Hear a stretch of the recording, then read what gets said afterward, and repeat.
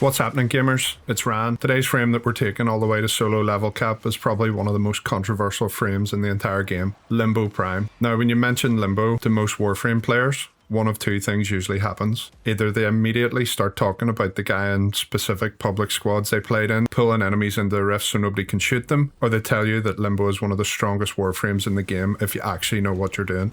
Limbo first released actually way back in 2014, which is crazy to say, the game's still going after all that time, and then his prime frame came in 2018. I've hardly played him myself, so going into this run I wanted to answer one question: is Limbo actually underrated, or is he one of the biggest meme Warframes that there has ever been? Looking at his usage rates, they're obviously really low. The base frame sits at just 0.2%, while Limbo Prime is only at 0.27%. Actually makes him the second least used prime frame behind Banish, who is just about to get a rework in the next update. After playing him, I think I understand why. It's not because he's weak, but because Limbo asks you to play Warframe in a totally different way to any other frame. Every other Warframe asks, how do I kill these enemies? And when you're playing Limbo at the start, you're asking yourself, which dimension am I even in? Now, let's get on to look at the build. When I first started trying to learn Limbo, I actually was running Xata's Whisper. The idea was to spend some time understanding how his abilities actually work before worrying too much about trying to optimize him. After a few runs though, everything started to make a little bit more sense, and I realized that instead of trying to make my guns do the work, a glaive made much more sense to me. So I swapped Xata's Whisper over to Wrathful Advance. That extra critical chance helped the build and massively increased the damage coming out of the Xoris, which we'll come back to later. Alongside that, we're running the usual quality of life mods like Prime Flow, Prime Continuity to keep the energy economy comfortable, while Archon Stretch works together with our companion to feed us even more energy throughout the mission. Rolling Guard is there as usual for status cleanse and another layer of safety, which works nicely with Limbo's kit. Then we have one of the most important mods on the build, Rift Torrent. We'll talk a bit more about this later when we get into his abilities, but this augment is where a huge chunk of Limbo's damage starts coming from. Finally, we're running Overextended. More range means bigger cataclysms, better crowd control, and much smoother gameplay loop overall. For the Archon shards, I'm running 1 tau red strength, 1 tau purple equilibrium, 1 tau parkour velocity, and 2 tau cast speed shards. The extra cast speed especially makes Limbo feel so much more smooth to play. The arcanes we're using are multi-augmented for extra ability strength, alongside Arcane Circumvent. Arcane Circumvent works really well with Limbo's kit, meaning every dodge steals enemy defenses, which gives us some passive armor stripping and overguard removal by simply playing the frame naturally.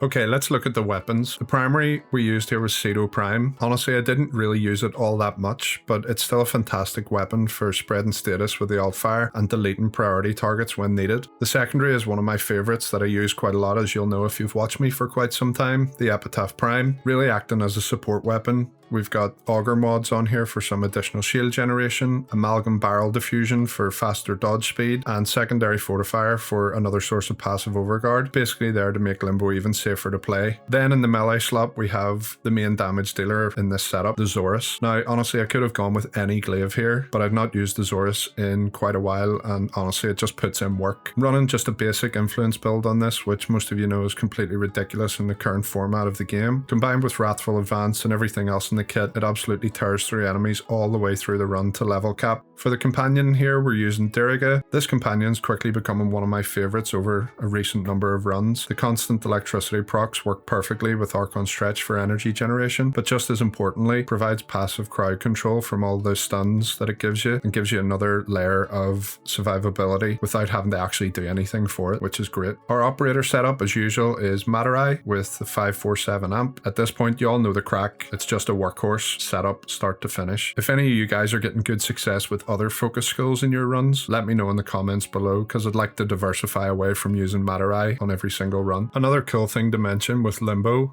and the Tauron strike on Matarai is when you have Cataclysm up, it hits absolutely every enemy in the area with the Tauron strike. Really satisfying to see all those numbers popping up all over the screen and enemies dying left, right and center. Don't forget to like and share the video and sub the channel to keep up to date with the latest level cap runs.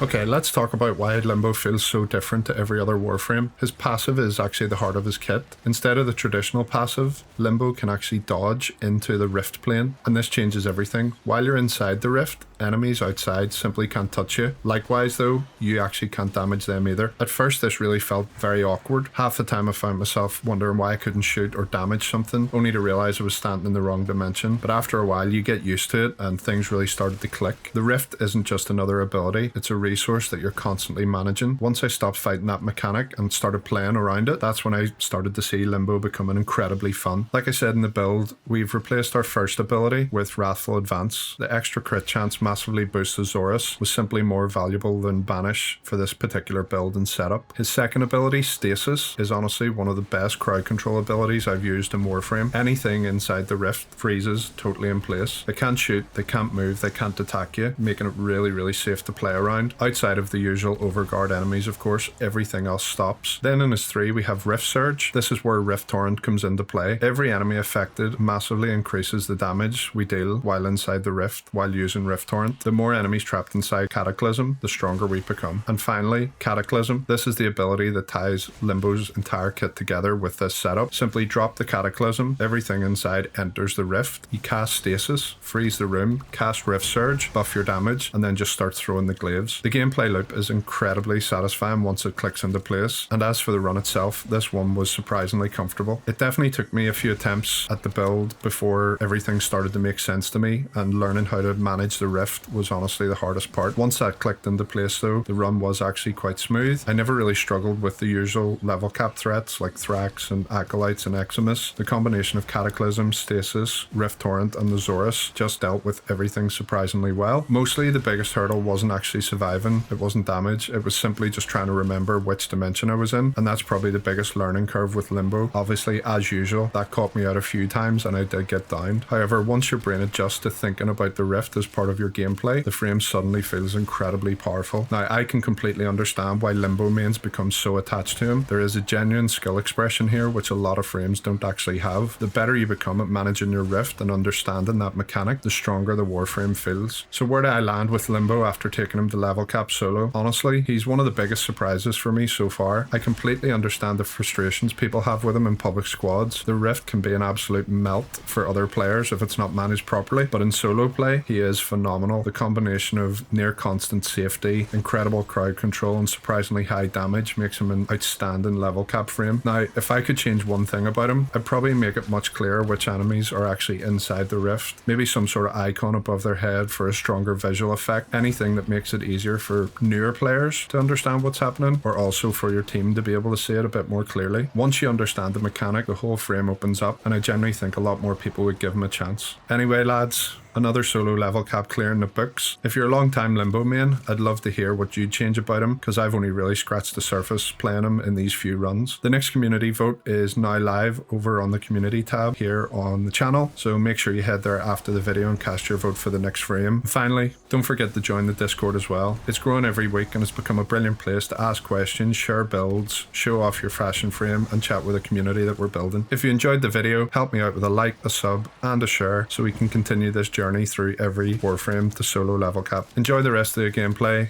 and until next time lads, take it easy.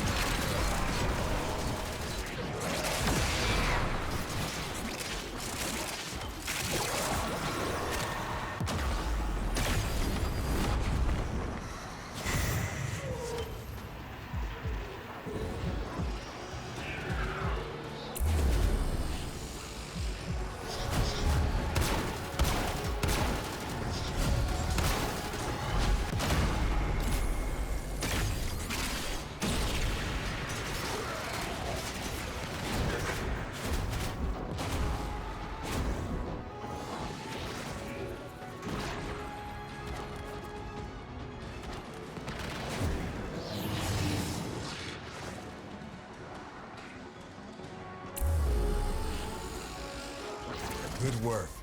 You did all you could out there.